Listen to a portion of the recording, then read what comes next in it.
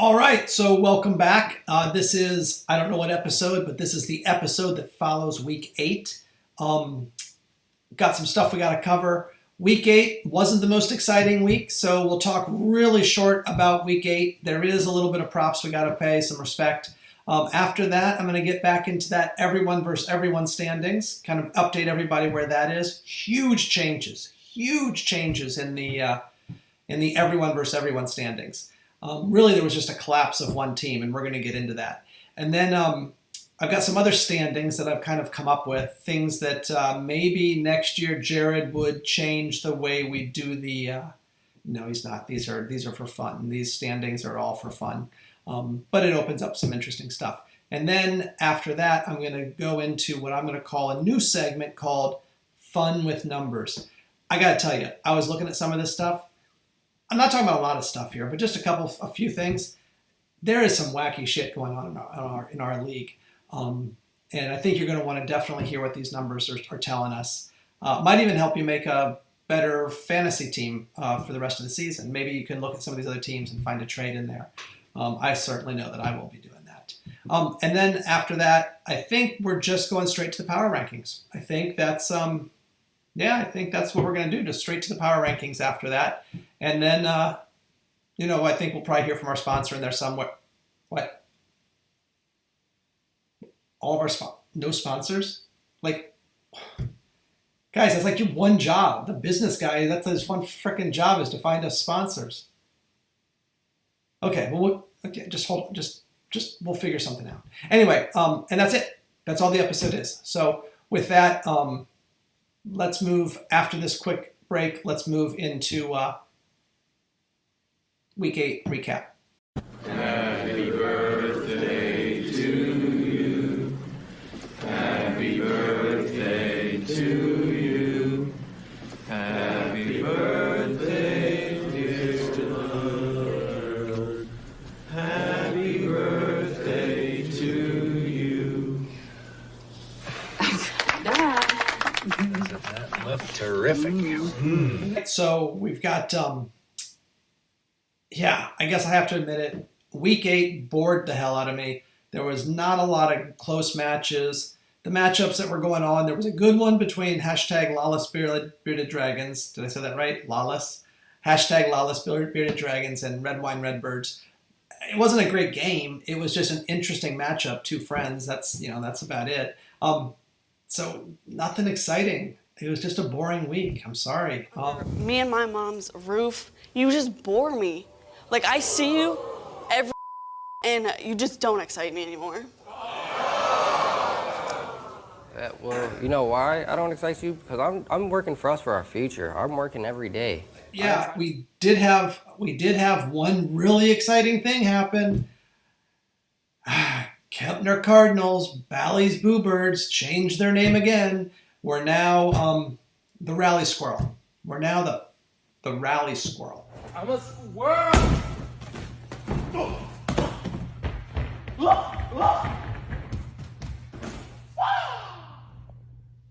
Anyway, whatever. I will say that Rally Squirrel, you got a little bit of an issue here, though, because, when you change your names, it's a little bit like dropping a player. So it's like dropping a player. But when you change your team name, there's no waivers. There's no period that these things go into, limbo. As soon as you change your name, your old name is available. And some asshat might take one of your old names and try to pass themselves off as you, or at least try to make a simple joke out of it. So anyway, I just think it's a little dangerous, because there's some schmuck out there somewhere who's going to try to do something like that, probably. Anyway,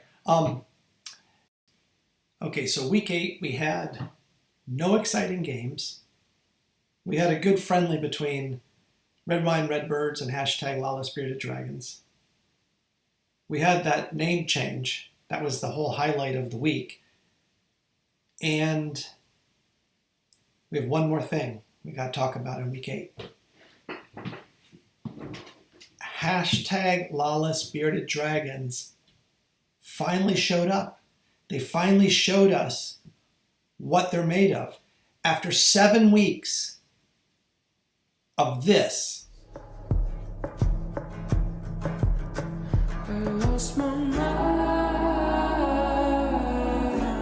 After 7 weeks of that, hashtag Lawless Bearded Dragons finally showed up. They had a dominating win. This has nothing to do with man, I can't think of the word. The quality of their opponent. No, they've played high and low quality opponents. This week was a solid opponent. Had nothing to do with that. He just finally got his crap together. Maybe players got injured. Maybe they all came back from the IL. I don't know what happened. I should have looked into it. But whatever it is, this is what the Week 8 hashtag Lawless Bearded Dragons look like.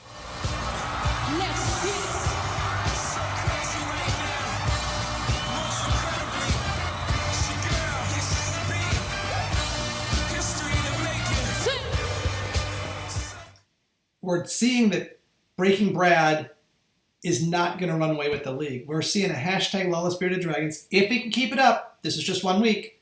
The other weeks was dicey, but if he can keep this up, he's going to give Breaking Brad a run for his money. And it could be epic. It could be an epic showdown. Coming out of the same division and everything, yeah. Fingers should belong to me. Yeah? Well, you can't have it. You know why? Why? 'Cause I'm number one. All right, so let's move into the standings conversation. So here what you're going to be seeing is if everyone played everyone each week. I described this last week, so it's not really going to be new to you. Same thing you saw before. However, this time I've updated it from the change from last week. So you'll see here two kind of shit the bed moments. If you look there over in the middle of the page or so, it tells you what the change was from week 7. So a +1 means that they rose, Lawless Bearded Dragons, hashtag Lawless Bearded Dragons, rose up 1 place in the everyone versus everyone standings. And they're now in 5th place. But that Kempner Cardinals, they completely shit the bed. They just had a shitty week. I think they might have been like 1-14, and the only team they beat was Team TNT. So Kempner Cardinals, look at them. They fell 4 spots. Matt's Marauders didn't do so well either. But Kempner Cardinals just totally shit the bed. It wasn't like a little shit the bed. It was like a big shit the bed. It was like Kempner Cardinals went to Taco Bell, ordered one of everything on the menu, ate it, used that hot sauce, like that deep red colored packet that and loaded up on that, and then washed it down with some Busch Light, and then after letting it percolate for a while, shit it into a bucket, took the bucket back to Taco Bell. Taco Bell then used that as the filling for all of their stuff, wrapped it up. Kempner Cardinals then delivered it to Amber Heard, who then guzzled it down, went to Johnny Depp's house, got onto his bed, and not like the shitty sheets. Like she was like, we're talking about like Hollywood, millionaire, Pirates of the Caribbean money sheets. And she took this big steaming pile of shit. That's what the shit the bed Kempner Cardinals did this past week. Just an absolute devastating week for them. And going 1-14 after having won 4 or 5 straight games. Anyway, I've described that well enough. You get the picture. That's enough for that. I do have another one here that's kind of interesting, and that's total points scored. You know, not that interesting, and I know you can do this online yourself, but I thought I'd break it out into our divisions. And if we had a scoring approach, or for standings that was total points scored, which isn't unusual, some fantasy leagues have that. I'm not saying it's better. I like the way we do it, but total points scored, and this is what you're looking at. It's kind of interesting here. We still got Rally Squirrel in first place, and you got a little bit of a shakeup there among the others. You see over there on the real standings, you've got Arizona Diablo Blancos falling a spot. And then if you look down in that second division, things really get turned around in that Eastern division. Breaking Brad takes the division. Hashtag Lawless Bearded Dragons is 4th. I mean, that's a huge, huge fall. Kempner Cardinals right behind hashtag Lawless Bearded Dragons. Again, a 5-3 record, but way down there at 5th place because of the points scored. So anyway, not going to dwell on it. You get it. You can take a look at that. Here's one. Standings based on who has made the most moves. I know, stupid, not a real way to do standings. I don't care. I needed to put something up here to entertain you. And this is basically it. In each of the divisions, who has done the most ad drops. You can see here, I didn't do a whole lot of work to see if there's like some kind of like tie to the people who are the most active in their win-loss records. You can kind of eyeball it and see that that's not necessarily the case in the Western Division. I have no idea what's going on in the Western Division. No idea at all. Eastern Division, man, it is a knockdown, drag-out fight down there. Hashtag Lola Spirited Dragons and Kempner Cardinals, they're just going head-to-head on a lot of this stuff. Trying to keep up with Breaking Brad, but look at this. Breaking Brad, 16 ad drops. If that's not the greatest flex in fantasy sports, what is? If you can retain like kind of a number 1, number 2 feel, I know he's not in first place, but he kind of has a feel of being the best team in the league, and he's only done 16 moves. I mean, honestly, that is the best flex in a fantasy league that you can do. That's like after the draft, Breaking Brad walks over, does a mic drop, walks off the stage. We don't hear from him until the playoffs. And we might not even hear from him until the championship game. I don't know. Anyway, that's why I'm very excited that hashtag Lawless Spirited Dragons is showing up again. And okay, another dumb standings. What if for some reason our commissioner decided the right way to determine playoff seeding, playoff spots, is by the number of stolen bases your team had? If that was the case, I've already done the work, at least through week 8. And this is it right here. So you can see this. Actually, I did want to point out something that is kind of interesting because, okay, Western Division, again, pretty normal. Eastern Division, what the hell is Breaking Brad doing? Look at that. I mean, he is beating everybody on stolen bases, and it's not even close. 112 stolen bases. Next best in that division is hashtag Lala Spirited Dragons, but Arizona Diablos Blancos is overall number 2. He's almost got, Breaking Brad almost has twice what Arizona Diablos Blancos has. Absolutely crazy. Absolutely crazy. Don't even know what to say about that. Anyway, thought that was just mildly interesting. That's it for the standings. No more standings. But I do have some kind of other interesting numbers that I think you'll like. Let's see here. What should we go with first? Oh, well, let's just stick with the stolen base thing. This is our fun with numbers piece. This is crazy. Look at this. This is a list of all the teams in our fantasy league that have more stolen bases than home runs.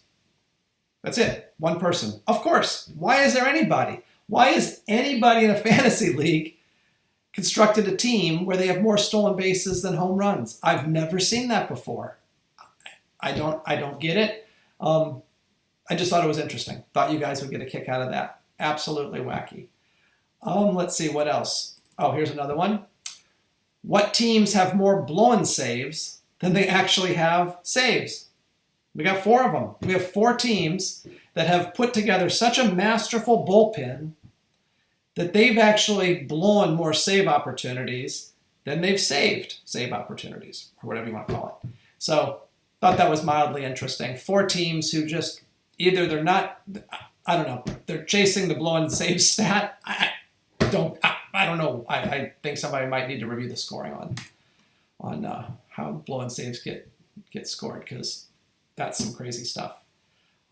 Let's stick with pitching. Again, our masterful pitching skills in this league. This is a list of all the teams that have constructed a pitching staff that have more losses than wins. And it's not just a couple more losses than wins. I mean, it is for some people down there. But this is the pitch. This is the rotation that these teams have put together. We get, we read and hear about the trash talk about the Cardinals not being able to put together a starting rotation. I'm thinking the GMs of these teams, I think the leash has to be short at this point of the season. I'll just let the numbers do the talking. I don't even need to say anything. Look at that. Absolutely crazy. Crazy, crazy, crazy. I got 3 more to do. Let's go to the next one. This one is team ERA through week 8. So looking at the numbers, I actually went back and I calculated ERA.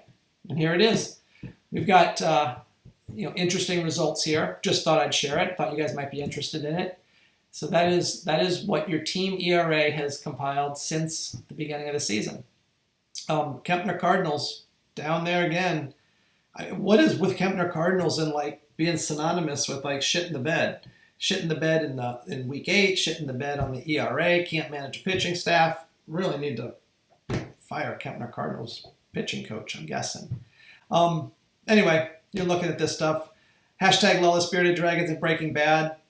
Our top 2 teams not doing so well on the ERA front. Rally Squirrel up there. We always knew Rally Squirrel had really strong pitching. But anyway, just kind of gives you an idea of what we're looking at pitching-wise. Another pitching stat, team whip. So here's our walks and hits by innings, or by per inning pitched, and I'll let it speak to itself. Again, I have no idea why. I have absolutely no idea why, but Breaking Brad and hashtag Lawless Bearded Dragons are sitting down there on the bottom. Rally Squirrel's sitting there doing some pretty cool things, but it's interesting. Let's see, we got one more here, and this is strikeouts per 9. And here, we actually see things flipping around a bit. Look at Breaking Brad sitting there on top, 2 points for a K. Not bad, not a bad strategy. Hashtag Lawless Bearded Dragon still sitting kind of low. He's got some pitching problems, big pitching problems down there. Rally Squirrel sinking a little bit here. But anyway, interesting stuff. Not exactly sure what to do with it, but I thought it might be interesting to you. All right, so that ends that segment. And now we're going to go to a word from our sponsor. Are we going to go to a word from our sponsor? You don't know. Okay. We might be going to a word from our sponsor. And if we are, great. If we're not, we're going to be back here really fast to do power rankings. All right. All right. Power rankings time. This is the part where our friend Rally Squirrel goes straight to, zips right through everything else and goes right to the power rankings. Can't be wasting time on the other stuff. And this week, the power rankings, again, I am just the messenger. But we're going to get through this fast because I've already gone over 15 minutes. And that's without the sponsor. So here we go. Coming in last, of course, ALD3 Sour Grapes. Every week, same thing. But I'd like to put it there just to remind us that if our team name is not ALD3 Sour Grapes, we're not in the cellar. All right, coming in at number 5. Hey, look at that. Rally Squirrel. Rally Squirrel holds on in the top 5, even after a couple bad weeks. Interesting. They do fall 1 from number 4. And coming in at number 4 is hashtag Lawless Bearded Dragons. Do they deserve to be higher? Apparently not. Apparently number 4 is the right spot for them. Good week 8. Maybe they need to see some more consistency back in the home office before they put our undefeated 8-0 team higher in the power rankings.